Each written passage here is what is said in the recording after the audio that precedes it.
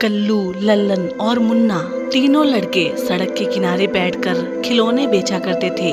तीनों अपनी अपनी टोकरी में तरह तरह के खिलौने भरकर सुबह ही अपनी जगह पर आकर बैठ जाते और आवाज लगाते। उस दिन भी तीनों लड़के अपनी टोकरियां लेकर निश्चित स्थान पर बैठ गए और ऊंची आवाज लगाने लगे।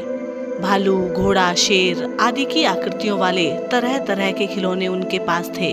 आज मुन्ना एक नया ही खिलौना लेकर आया था। स्प्रिंग वाला बंदर लोहे के एक चौकोर टुकड़े पर जड़ा था, जिसके नीचे एक खटका लगा था। खटका दबाते ही स्प्रिंग के सहारे बंदर जोर से हवा में उछलता था और फिर वापस अपनी जगह पर आ जाता था।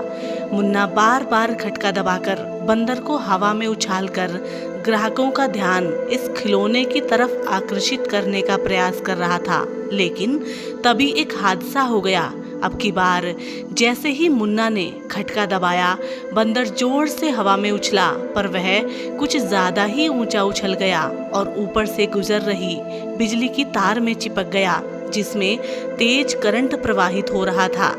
बंदर के तार से चिपकते ही लोहे की स्प्रिंग से होता हुआ करंट मुन्ना तक पलक झपकते ही पहुंच गया और वह जोर जोर से तड़पने लगा। निकट ही बैठा लल्लन भी करंट की चपेट में आ गया। कल्लू को भी एक तेज झटका लगा और वह उछलकर दूर जा गिरा। पल भर के लिए कल्लू के होश उड़ गए। उसकी समझ में नहीं आया कि ये क्या हो गया।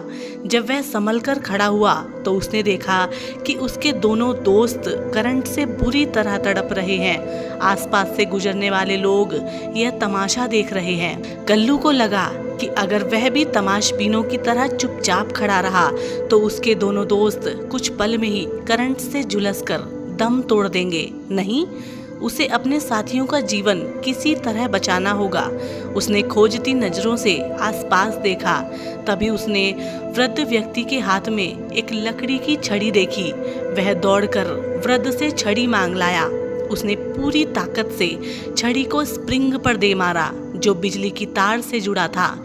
जैसे अनार छूटा हो, इस तरह चिंगारियां निकली स्प्रिंग से।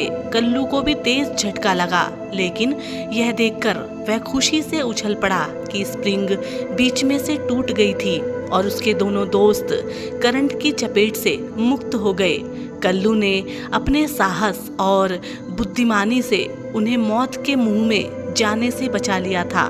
तो मित्रों, हम उम्मीद करते हैं आज की ये छोटी सी मोटिवेशनल कहानी आपको पसंद आई होगी और इसी तरीके की और कहानियों के लिए आप हमारे साथ जुड़े रहिए। हम आपसे मिलेंगे एक और कहानी के साथ। तब तक के लिए नमस्कार, जय हिंद।